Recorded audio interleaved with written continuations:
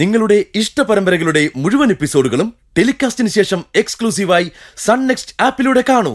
Indian ഉപഭോക്താക്കൾക്ക് മാത്രം സൗജന്യം. ഏതായാലും ഞാനും നോക്കട്ടെ. നീ വിഷമിക്കണ്ട, നമുക്ക് എന്തെങ്കിലും വഴി ഉണ്ടാക്കാം. ജോലി കിട്ടുന്നവരെ പിടിച്ചു നിൽക്കാൻ അണ്ണ എവിടെന്നെങ്കിലും കുറച്ച് കാശ് സംഘടിപ്പിച്ചു തരാൻ പറ്റുമോ? വെറുതെ വേണ്ട, പലിശ കൊടുക്കാം. ഈട് വയ്ക്കാതെ ഈ വന്ന കാലത്ത് ആരുടെ പലിശയ്ക്ക് പൈസ തരുന്നത്? വയ്ക്കാൻ നിന്റെ കയ്യിൽ എന്താ ഉള്ളത്? ഞാൻ ജോലി പോലുള്ള ശരീരമല്ലുള്ളൂ. നിന്നെ സങ്കടപ്പെടുത്താൻ വേണ്ടി പറഞ്ഞല്ല. വേറെന്തെങ്കിലും വഴിയുണ്ടോ എന്ന് ഞാനും നോക്കട്ടെ. ആ, നീ ഒരു കാര്യം ചെയ്യ്. നാളെ കാലത്തൊരു 10 മണിയാകുമ്പോ എന്നൊന്ന് വിളിക്ക്. എവിടെ കാണാന്ന് അപ്പൊ ഞാൻ പറയാം. നീ അങ്ങോട്ട് വന്നാ മതി. അല്ലണ്ണ, നീ ധൈര്യമായിട്ട് വെക്കോ. സുഗുണനല്ലേ പറയുന്നത്? ആ, ദൈവം എന്തെങ്കിലും ഒരു വഴി കാണിച്ചു തരും.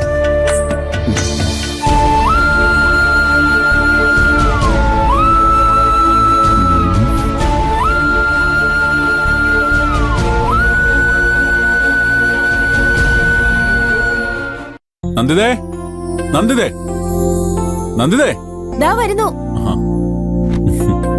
കുറച്ച് മീനും പച്ചക്കറിയാ. മീൻ ഞാൻ വാങ്ങിയായിരുന്നല്ലോ. നാളെ എടുക്കാം. നീ ഫ്രിഡ്ജ് കയറ്റി വെക്ക്. നല്ല പച്ച അയലയാ. തൃക്കുന്ന പുഴയിന്ന് വലക്കാര് കൊണ്ടുവന്നതാ. എന്തൊരു കോലോ മനുഷ്യ ഇത്.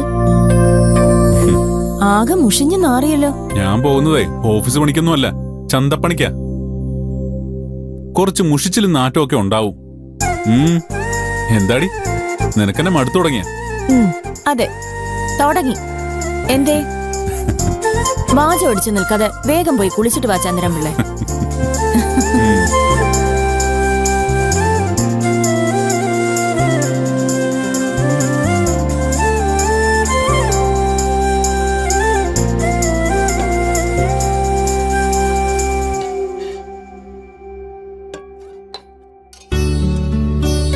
കൊച്ചിനെ കൂടെ നിർത്താൻ അവൻ അത്രയ്ക്ക് ആഗ്രഹമാണെങ്കിലേ കൊല്ലപ്പരീക്ഷ കഴിഞ്ഞ് നീ അവളുടെ സ്കൂള് മാറ്റണം.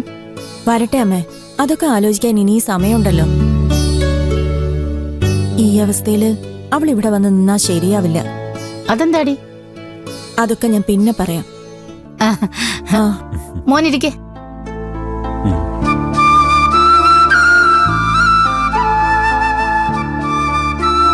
അമ്മ പൊയ്ക്കോ, ഞാൻ വിളമ്പി കൊടുത്തോളാം.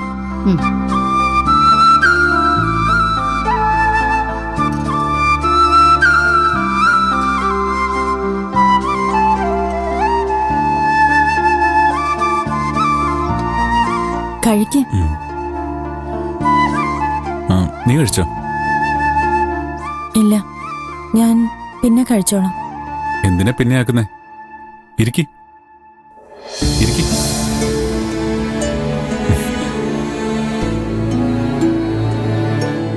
എന്താ എടുക്കാത്തെ? ഞാൻ വിളമ്പി തരണോ? അല്ല, ഞാൻ കഴിച്ചോളാം. നിനക്കെന്താ നന്ദിതേ ആകെ ഒരു വല്ലായ്മ? ഒന്നുമില്ല. അത് വെറുതെ. നിന്നെ ഞാൻ കാണാൻ തുടങ്ങിയിട്ട് വർഷം കുറെ ആയില്ലേ. ഈ മുഖത്തെ ഓരോ ചെറിയ ചലനവും എനിക്ക് മനപ്പാടാ. സത്യം സത്യം. നേര് പറ, എന്താ നിന്റെ പ്രശ്നം? എന്റെ പ്രശ്നം എന്താണെന്ന് ചന്ദ്രേട്ടൻ അറിയില്ലേ? പണം, അത് തന്നെ. അധികം വൈകാതെ വീട് മാറി താമസിക്കാമെന്ന് ചന്ദ്രേട്ടൻ എന്നോട് പറഞ്ഞിരുന്നു. ഇവിടെന്താ എന്തെങ്കിലും ബുദ്ധിമുട്ടുണ്ടോ? എന്ത് ബുദ്ധിമുട്ട്? അല്ല, അമ്മ വല്ലതും പറയോ മറ്റോ? ഒരിക്കലും ഇല്ല. ഈ ജന്മം എന്റെ അമ്മ അങ്ങനെയൊന്നും പറയില്ല. നമ്മളിവിടെ താമസിക്കുന്നതിൽ അമ്മയ്ക്ക് സന്തോഷമേ ഉള്ളൂ. പക്ഷേ അറിഞ്ഞും കേട്ടും ചെയ്യേണ്ടത് നമ്മളല്ലേ? നീ എന്താ ഉദ്ദേശിക്കുന്നത്? എത്രയും പെട്ടെന്ന് നമുക്കിവിടെ നിന്ന് മാറണം ചന്ദ്രേട്ട. പാതി കേട്ട പാട്ടാ ചന്ദ്രേട്ട, എന്നും മനോഹരം. ബാക്കിയറിയാൻ നമുക്ക് കൊതിയുണ്ടാവും. നീ പറയുന്നതൊക്കെ ശരിയാ. പക്ഷേ നിന്ന നിലപ്പിൽ താമസം മാറുന്നൊക്കെ പറഞ്ഞ അതിനൊരുപാട് പണം വേണ്ടേ? വേണം, പണം വേണമെന്ന് തന്നെയാ ഞാൻ പറഞ്ഞത്. ചന്ദ്രേട്ടൻ മാണിക്യമംഗലത്ത് നിന്നും ഷെയർ ചോദിക്കണം.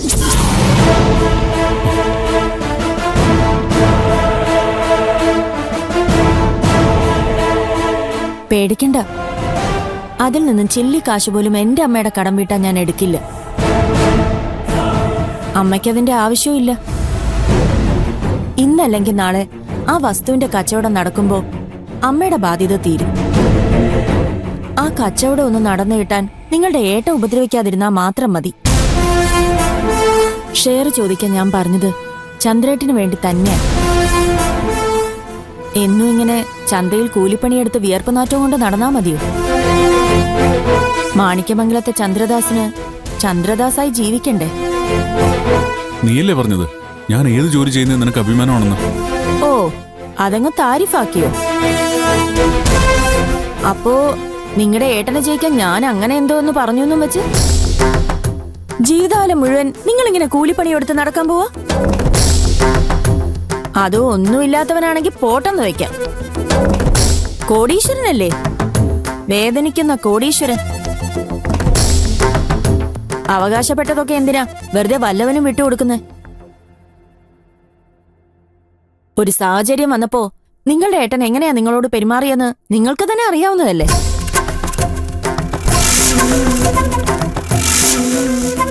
പിന്നെ എന്തിനാ ആ മനുഷ്യന്റെ വാലി പിടിക്കാൻ വീണ്ടും നടക്കുന്നേ? അതിന് ഏട്ടനും ഞാനുമായി ഇപ്പൊ യാതൊരു ബന്ധവുമില്ലല്ലോ.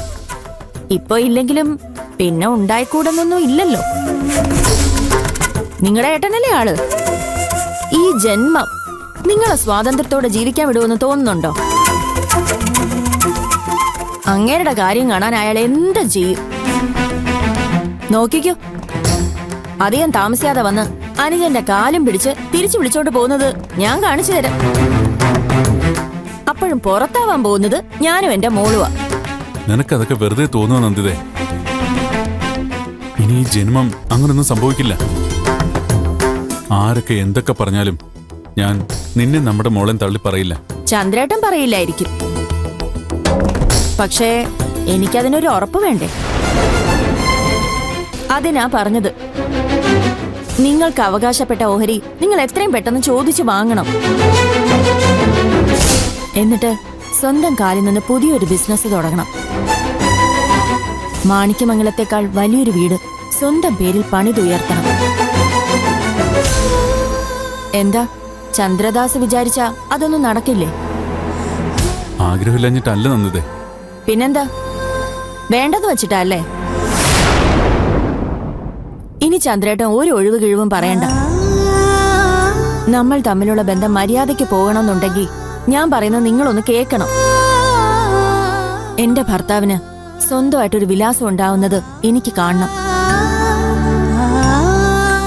പേടിക്കണ്ട, ഞാൻ പറഞ്ഞേ ഉള്ളൂ. മാണിക്യമംഗലത്തെക്കാൾ വലിയ വീടൊന്നും വേണ്ട,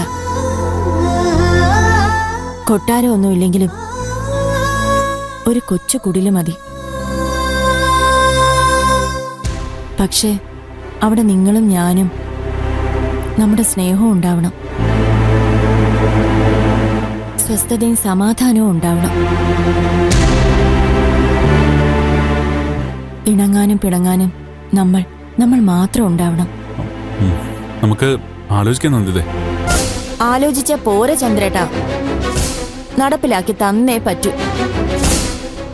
അല്ലെങ്കിലേ ഒരുപാട് കാലം ക്ഷമയോടെ നിങ്ങളുടെ മനസ്സിന്റെ വാതിലിന് മുമ്പിൽ കാത്തുകെട്ടി കിടക്കാൻ ഈ നന്ദിതയെ കിട്ടില്ല.